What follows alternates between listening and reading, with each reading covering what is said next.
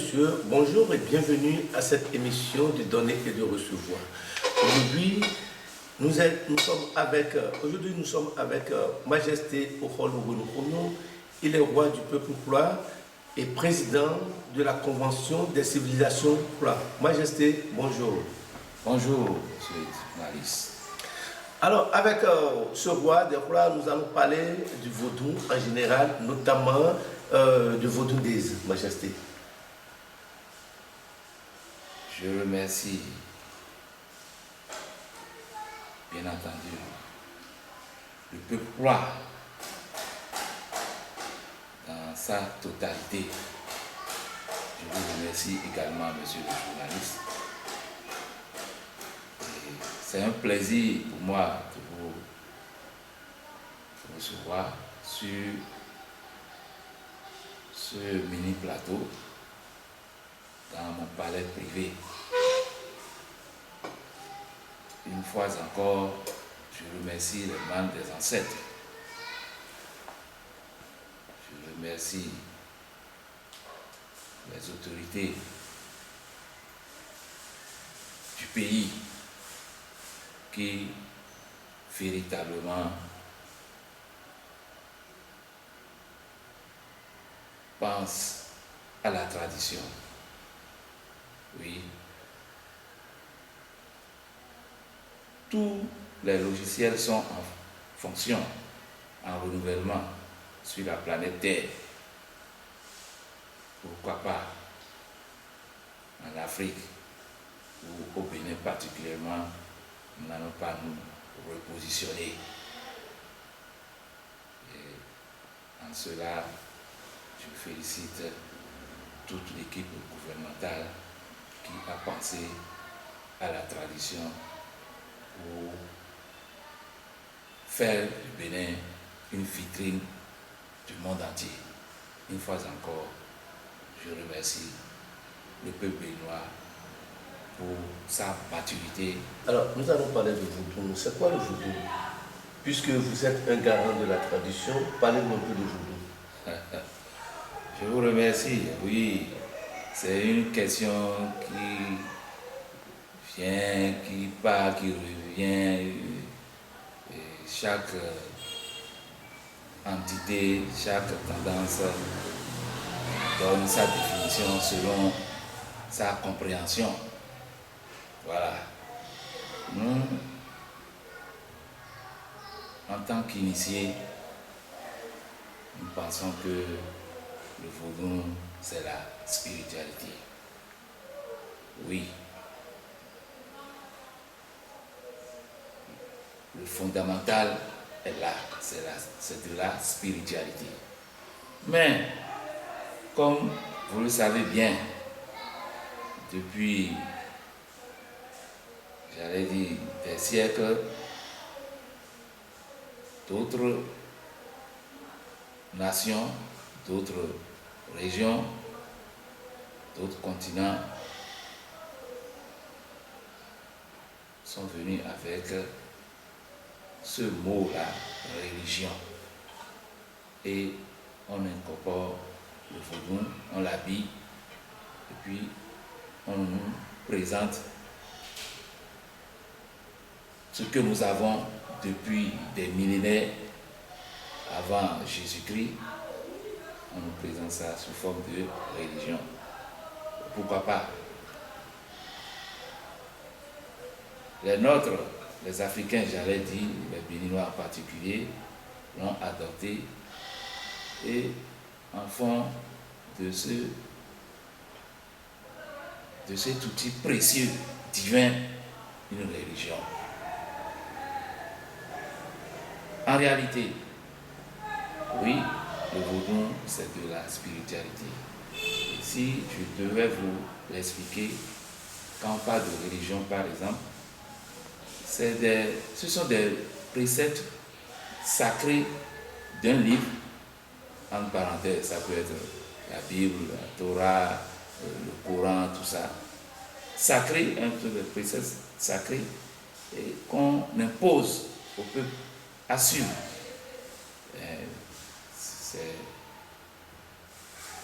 c'est cela la religion. Mais tandis que le vaudou, dans son vrai sens, on recherche le sacré dans tout.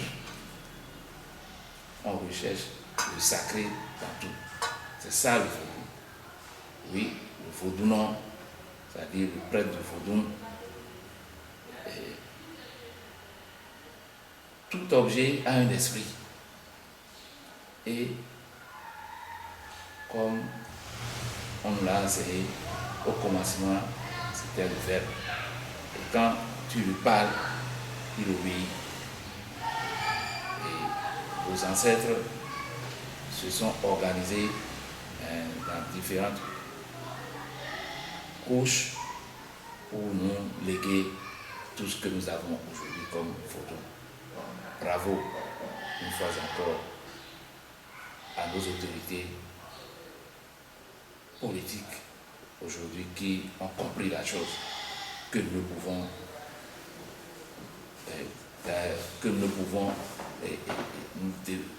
pouvons nous développer que grâce à cet instrument qui est le nôtre et qui aujourd'hui est international, mais dont nous avons le noyau de divertissement.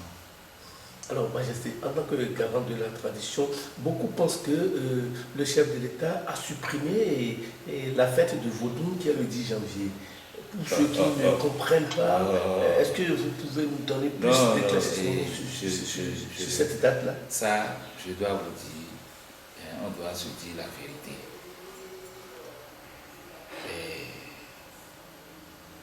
Rien n'est stable, comme l'a dit Lavoisier. Rien n'est stable. Tout se transforme. Ceux qui parlent de la sorte, je pense qu'ils ne sont pas sur les tableaux. Parce que quand on remarque l'évolution avec tout ce qui se passe aujourd'hui, je pense que le chef de l'État et son gouvernement ont réfléchi et avec des citoyens, des Béninois dignes du nom, qu'ils ont nommé et que j'apprécie également, le comité de rites, TOFA, tout ça. Et j'espère que c'est tous ceux-là qui ont contribué à ce qu'on apprend aujourd'hui et que désormais, ce ne serait plus le 10 janvier, mais à partir du deuxième vendredi de la nouvelle année. Mais ça veut dire quoi? Je félicite une fois encore le président de la République parce que d'autres pensent que c'est pour effacer la mémoire de celui de notre père, l'ancien président Nicéphore Soro. Non, bien au contraire, c'est pour pérenniser ce qu'il a laissé, mais en apportant sa touche. Je disais souvent à mes interlocuteurs que le président Talon est un peintre.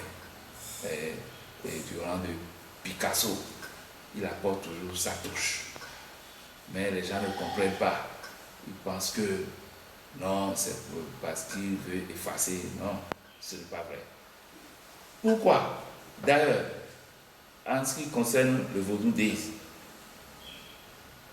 si mes souvenirs sont bons, sont réels, mais dans un entretien, j'ai apporté des précisions. Quand beaucoup s'étonnaient, disaient non, le phare, tout ceci, pourquoi on veut ramener ça au 10 janvier, que l'année vient et prend déjà son envol, et c'est en ce moment précis que le président veut faire phare, de laisser ceux qui faisaient phare. Non. Ceux qui faisaient ce phare-là, consultaient, c'est la même équipe, seulement qu'il y a eu un peu d'amélioration. Et aujourd'hui, j'estime que tout le monde a compris.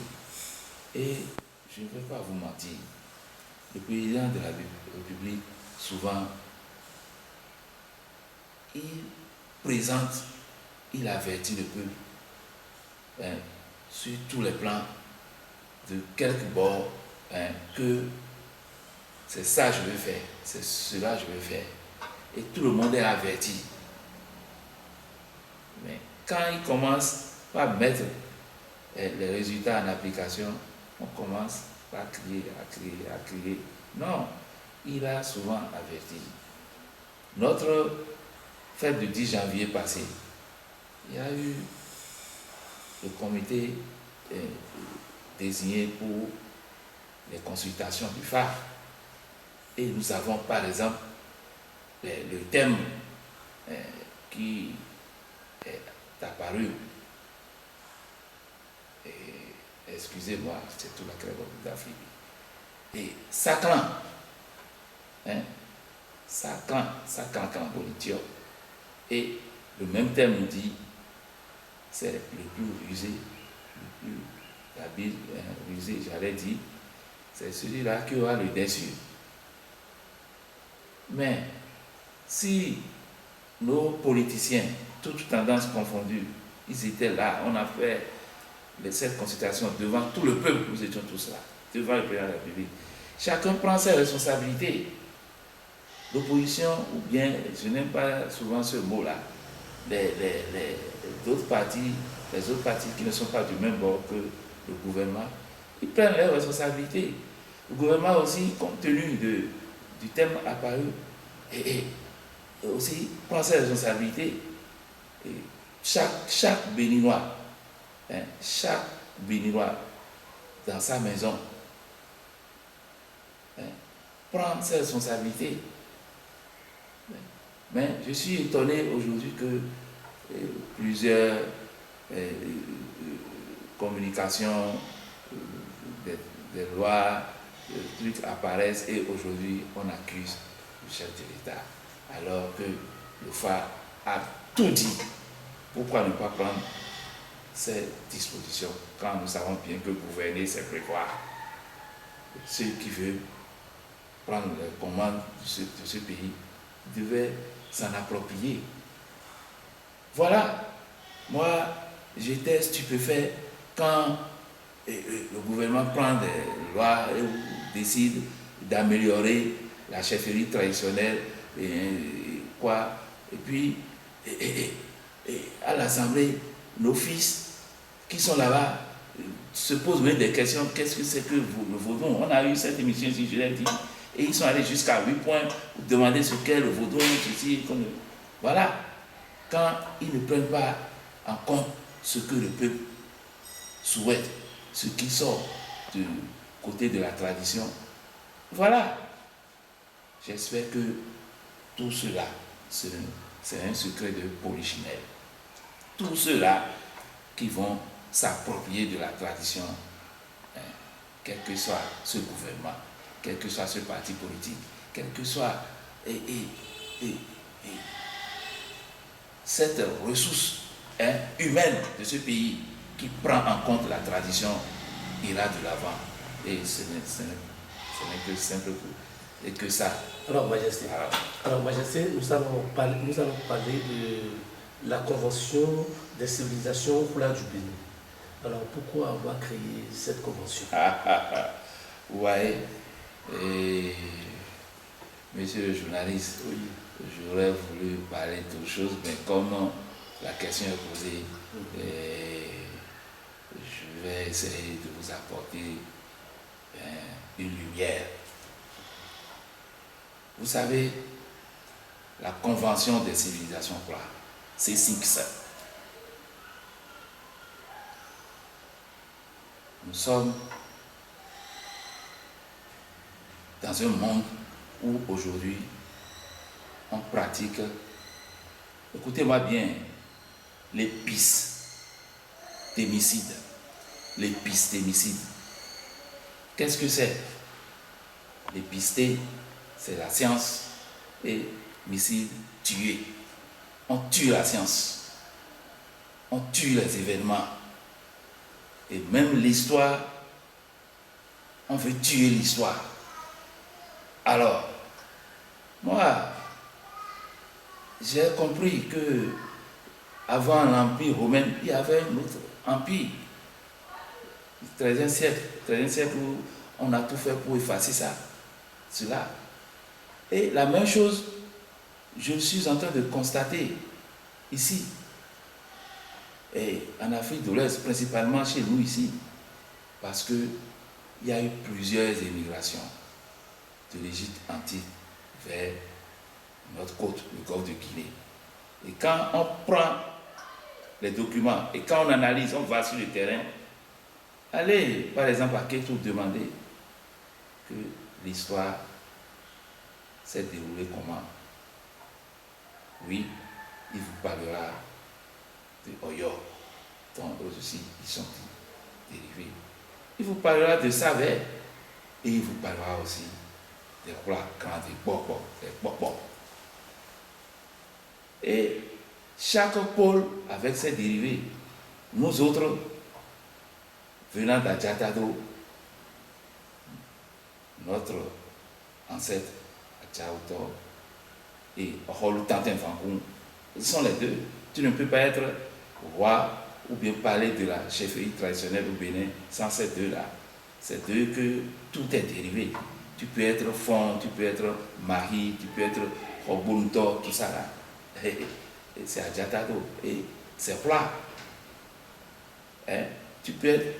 Et Savé, on parle déjà de Parakou, quand on parle de Savé, on nous a appris à l'école. Aujourd'hui, peut-être que les enfants ne savent pas. Le royaume de Parakou, c'est un Savé qui fait chose. Et après, il y a eu Niki. Donc, nous ne pouvons pas être une primitive de l'histoire de ce pays. Et les sapeurs, c'est-à-dire, quand le président a commencé à mettre des institutions ou bien des comités sur place pour fouiller, pour prendre soin de ce côté de la tradition, et j'ai compris que les sapeurs là, ils ont annoncé des trucs sur le web, sur les réseaux sociaux à plusieurs reprises.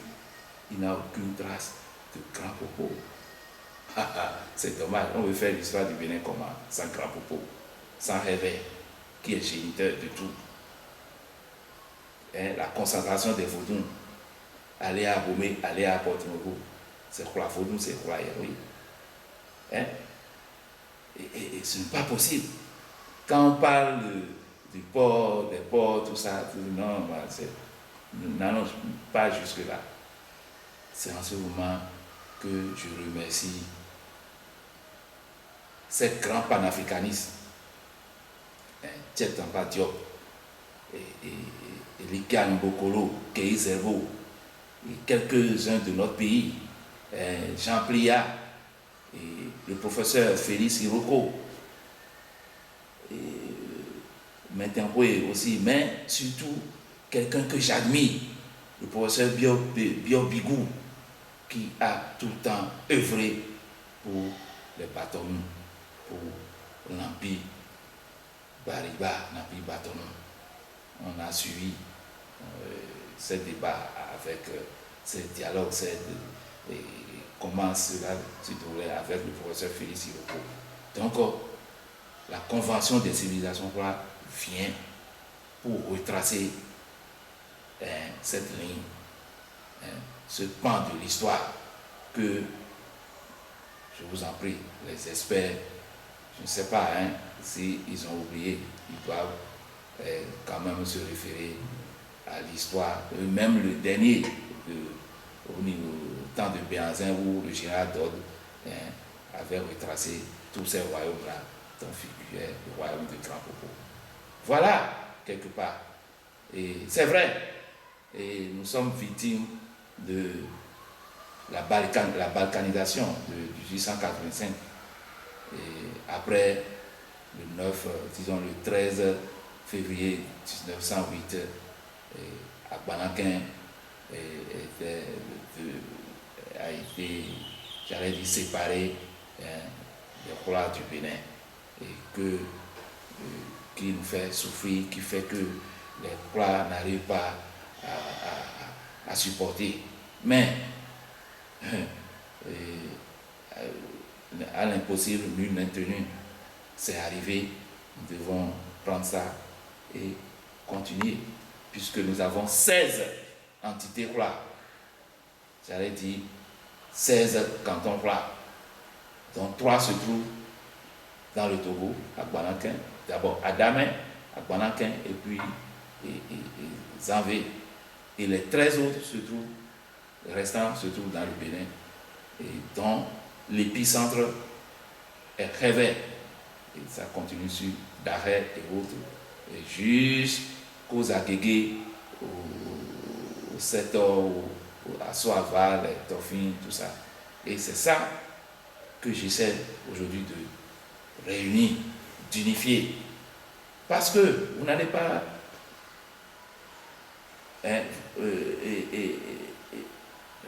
rester sans savoir que Tofin là, le patois, quand vous êtes chez nous dans nos couvents, lorsque le vaudouisant est en transe, c'est cette langue-là que vous allez écouter à Cotonou, à Saint-Cécile, dans le Aguégué, à Gambier. C'est cette langue-là qu'on utilise, qui parle, les vaudouisants, à Kula.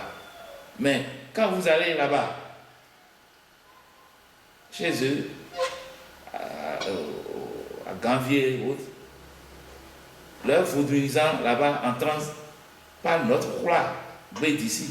Vous voyez, c'est juste pour se rappeler de là où ils viennent, d'où ils viennent.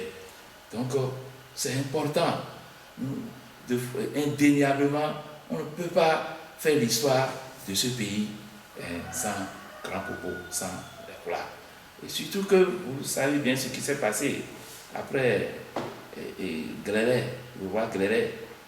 C'était la conquête du Dahomey par la France, et c'était une occasion pour eux d'installer un nouveau port à Cotonou. N'oubliez pas que Grand Popo avait, et c'était le deuxième port de l'Afrique occidentale française après Dakar. N'oublions pas ça. Mais aujourd'hui, les vestiges sont là, et dans la vétusté, et j'allais dire, vraiment, c'est déplorable, et que c'est maintenant que le gouvernement a commencé à prendre des initiatives pour lui donner le nouveau blason à Grand Popo. Grand Popo. Les vestiges sont là, et le paysage est pittoresque, et je crois que pour le moment, oui, je sais, l'aristocratie a pris Grand Popo comme doctoire, mais le gouvernement bientôt est en train de travailler dur pour que Grand Popo devienne aussi un lieu touristique. Alors, qu'est-ce que la CISIM peut faire pour accompagner? Beaucoup. D'ailleurs, je dois avouer que ce fut une joie, une liesse au niveau de tous ces cantons, tous ces contrées froides. N'oubliez pas que la base, c'est Réveil, et que le sommet, c'est-à-dire le côté adjacent, se trouve aussi dans le Zou Nord, j'allais dire à Manigri, à Kikele. Ce sont les plats qui sont là. Ils sont originaires de Réveil et ils se sont établis là-bas. Ils viennent voir, on est ensemble. Ils n'arrivent plus à utiliser notre patois. Mais leurs ancêtres viennent de Réveil. Et eux, c'est le feu qu'ils utilisent. C'est eux que vous voyez, ils se couchent dans la brève du feu, ils marchent, ils font tout avec le feu. C'est ça. Ils sont là également. Vous voyez? Donc, nous avons cette civilisation et cette convention, et que nous sommes en train de parcourir, parce qu'il y a 6 grands points pour ceux qui ont consulté le récépissé. Nous avons créé des cadres de rencontre avec des têtes couronnées et autres dignitaires de l'espace scolaire. Valoriser la chefferie traditionnelle, les savoirs et savoir-faire endogènes, répertorier notre patrimoine culturel et cultuel. Nous avons aussi l'ambition de créer des œuvres de développement à même d'impacter le développement national. et aussi et créer une culture de démocratie, de paix et d'unité nationale. Vous voyez, et c'est en ce... Non, et je ne suis pas en train de féliciter le gouvernement, mais vraiment, ce que moi j'ai vu en si peu de temps au niveau de Roula seulement, alors que c'est dans tout le Bénin que le travail s'effectue. Au niveau du grand propos des Roula, non, nous sommes allés à Ganvier, non mais, et depuis des décennies, plus de 30 ans, on parle de Ganvier, et au point où notre voisin de l'Ouest, et souvent aussi les touristes là-bas font cette publicité-là de Ganvier, soit disant que c'est chez eux, mais c'est quand on atterrit là-bas et qu'ils trouvent des bus pour acheminer vers Ganvier ici, vous voyez, et on en rencontre encore toujours, mais rien n'y fit. C'est encore vierge, sauf que nous sommes allés à la rencontre dans notre, j'allais dire, nos tournées, le roi Missikbo de Ganvier, nous avons vu le président, le père de la nation, Patrice Talon. C'est son œuvre qui est plus assortie. Il a créé un marché sur l'eau là-bas. Il a créé le marché s'anime très tôt les matins et puis très bien fait de façon moderne. Et tout ce qui reste, c'est de la vétusté. C'est-à-dire, vraiment, je me demande si les dirigeants de ce pays-là ne sortent pas. On parle de Ganvier, nouvelle Venise du Bénin, Venise d'Afrique, mais c'est maintenant qu'on retrouve un peu quelque chose. Et c'est ce gouvernement. Et vous voulez qu'on lui jette quoi? Les bonjours bien quoi? Non, on doit apprécier ce que nous voyons. Moi, tout ce que je vous dis, si quelqu'un veut me mettre au défi, il vient sur un plateau, on discute. Je ne suis pas de quel bon. Mon problème, c'est le développement. Et nous avons un président qui est un grand rêveur. Il rêve. Et quand il rêve, ça lui donne la vision. Et cette vision, il devient l'architecte. Comme je l'ai dit tantôt, c'est le Picasso. Alors, moi, je suis en train de dire quelque chose. Il y a, au niveau de la chefferie traditionnelle, on a déjà des signaux.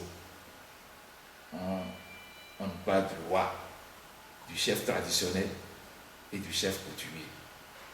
Tout dépendra de comment le législateur ou les législateurs, comment dit-on, les experts et qu'on doit choisir, ou bien ceux qui ont déjà fait le travail de ce qu'ils pensent. Mais on ne peut pas définir ce qu'est un roi, ce qu'est un chef traditionnel, un chef coutumier, sans nous les intéresser. Le roi, c'est le sommet de la pyramide de la chefferie traditionnelle. Le roi est chef de terre, us et coutume. C'est ça, quand on dit roi. Mais quand on dit chef traditionnel, nous savons ce qu'est quand on dit chef traditionnel. Quand on dit chef coutumier, c'est Rêve qui vous parle. Nous savons ce qu'est un chef coutumier. Donc, vraiment, je pense que beaucoup doivent revenir à la source, j'allais dire, de ce qu'est Vodou. Et ce n'est pas chacun tire le drap de son côté parce qu'on pense déjà qu'il y aura des émoluments ou bien des rémunérations pour ça. Donc, tout le monde voudrait ça pour sa ville, pour son village, pour sa région, tout ça. Non, ce n'est pas ça. C'est déjà une loi sur le tapis derrière. Oui. D'ici quelques semaines, si tout va bien, on saura Oui, et oui, c'est cette loi. Bon, on attend. Une visibilité On par rapport à attend, la loi qui mais nous a été avons. envoyée à l'Assemblée. Et je vous en prie, monsieur le journaliste, ça m'étonne que dans ce pays-là, et avec tout ce que nous avons, tout ce que nous sommes, hein, que aucun responsable, hein, de ce pays, de l'opposition, de la mouvance, n'est allé nous voir, bien, nous a sollicité pour d'éventuels apports alors que nous sommes des personnes ressources. Oh, mais il y a le comité d'Éric Vaudoun qui représente dans la chefferie. Ah bon, d'accord, je ne vais pas vous mentir. Et c'est des personnes ressources qui sont là, surtout le sommet et le professeur Kofi Assa aussi, pour ne pas faire des trucs là. Tu ne pas. Le professeur Dodji Amous, voilà, quelqu'un qui s'intéresse vraiment. Le professeur Kapomaoyo aussi. Vous voyez, c'est le président. Non, vous voyez, donc c'est des personnes ressources qui pourront faire ce travail. Non seulement ça, hein, et c'est leur chose. Voilà. Ils ne sont pas seulement personnes ressources, mais c'est leur domaine, c'est leur chose. Leur spécialité. Non, c'est leur sang. Leur sang. Quand on dit spécialité, là, il va falloir se former. On ne se forme pas quand c'est le sang. C'est leur sang. Et j'estime qu'avec d'autres apports, d'autres ressources humaines, ils vont pouvoir élaborer tout ceci. Et je dois dire ceci. Le Vaudou Days, la dernière fois, les gens ont critiqué. Ils ont dit, oui, on ne veut pas ceci, mais mes frères, on ne peut pas, il n'y a pas de perfection dans ce monde. La perfection n'est pas dans ce monde. Mais grâce à ce qui s'est passé la dernière fois, c'est sûr, la prochaine fois, il y aura amélioration. Certes, parce que, encore une fois, le gouvernement est à l'écoute et le président Talon est à l'écoute. Et celui qui est à l'écoute, sachez que c'est une bonne personne. Il tient compte de ce que chaque béninois et chaque réseau diffuse dans les réseaux sociaux et autres. Je suis très ému que bientôt on aura une chambre aussi des rois pour bien cadrer cela, parce que tout le monde ne peut pas être alors c'est le souhait de tout le monde, parce que tout le monde ne peut pas être chef, oui, ou bien chef Vaudoun, ou bien prophète Vaudoun, ou Mounongan, ou Mounon, et tout ça. Donc, nous allons cadrer cela. Et moi j'ai déjà pris mes responsabilités, et nous avons pris tous les cantons là pour nous réorganiser sur toute l'étendue du territoire, parce que nous n'allons pas attendre que quelqu'un d'autre viendra nous le faire. Chacun s'approprie de son histoire, de sa culture et de sa langue. Voilà. Majesté, votre mot de fin pour conclure cet entretien. Mon mot de fin. Merci, monsieur le journaliste. Je remercie tous les téléspectateurs, j'allais dire, puisque c'est sur le web, c'est la télévision aussi. Et je remercie tout le monde, parce que ce n'est pas facile ce que fait le gouvernement.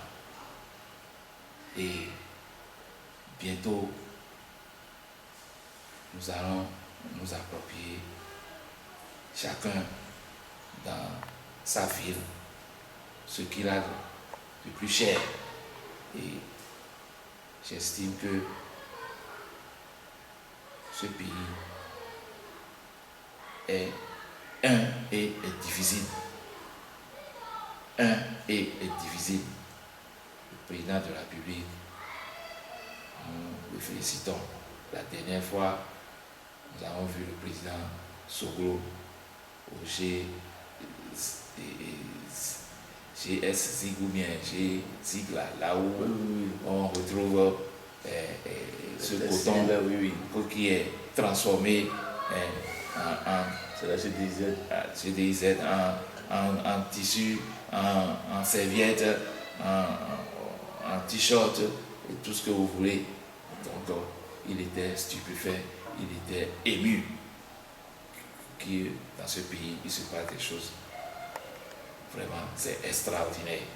Et j'estime que tous les Béninois, de quelque bord politique, n'ont qu'à penser au développement du pays. N'ont qu'à penser au développement du pays. Parce que il y a un professeur, Valentin Agon, à Bipalou, dans l'une de ses cliniques ou bien de ses entretiens, il y a plus de 10 ans déjà, où il disait que nous ne pouvons pas réaliser quelque chose de pérenne en 5 ans, en 10 ans. Il nous faut un programme de 2 décennies ou de 25 ans pour que chaque fois quand il y a changement au sommet de l'État, qu'on reprenne encore tout, ou qu'on détruise encore tout, ou qu'on reprenne encore à zéro, que l'État doit fixer des objectifs sur 25 ans et ces projets-là seront inamovibles au point où si un autre président, un chef, un autre gouvernement venait, il va en tenir compte pour continuer le travail et aussi ajouter ce qu'il a comme rêve pour l'évolution du pays. Encore une fois, je remercie ce peuple patient, et seul l'État pourrait faire beaucoup de choses. J'oubliais quelque chose dont je n'ai pas parlé. Les opposants, tout le peuple a demandé pour le second mandat du président de la République le social. Je pense que le social qu'il a eu à faire, c'est la ressource humaine. Parce que dès sa prise de pouvoir, le premier dossier social qu'il a eu à réaliser, c'est au niveau de l'église protestante méthodiste qui était divisée depuis plus d'une dizaine d'années avant son arrivée. Mais il a essayé de les réunifier. Moi, je me disais en ce temps que c'est fini, cette église-là est foutue. Mais voilà, n'est-ce pas que c'est social? Il a pensé aux femmes. Depuis l'avènement de la démocratie, on retrouve seulement 2, 3, 6 femmes à l'Assemblée. Mais aujourd'hui, d'office, nous avons 24 circonscriptions électorales, donc 24 femmes, à part celles qui ont pu se tirer d'affaire après les élections. Vous voyez déjà. Et non seulement ça, excusez-moi, c'est un franc-parler.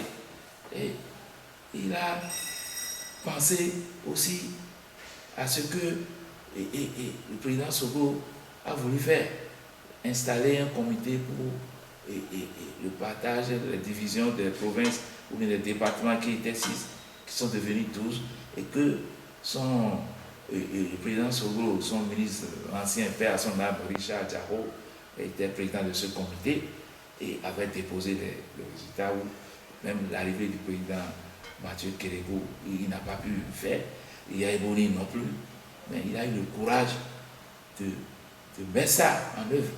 Et aujourd'hui, nous avons 12 départements pour faciliter l'administration du pays. Tout ceci, c'est social. Non, monsieur le journaliste, et je sais, ce n'est pas facile. Donc, celui qui fait ça, et j'ai appris dans des radios où on invitait des jeunes ou qui étaient dans la déviance, d'aller s'inscrire dans nos mairies, ce que tu veux apprendre, ton niveau d'études, tout ça, et la même sollicité de tout ça, c'est du social. Mais le béninois, si je mets l'accent tonique sur ça, le béninois bascule, ou bien pour lui le social, c'est d'aller se présenter quelque part pour prendre de l'argent devant les églises, dans les trucs là, pour qu'on leur donne de l'argent, ou bien des structures pour prendre le maïs ou bien chose. Non, ce n'est pas ça le social. Le social passe par une compréhension et un vivre ensemble de tous nos citoyens qui va engendrer maintenant le reste. Une fois encore, merci au peuple béninois, merci et monsieur le journaliste, vive la convention des civilisations croix et vive le Bénin révélé. Je vous remercie. Merci Majesté. Alors, chers téléspectateurs, c'est la fin de cette émission. C'est Majesté Okolo, il est le roi des Croix du Bénin et président de la Convention des civilisations Croix du Bénin. Il était l'invité sur ce plateau. Merci, à la prochaine.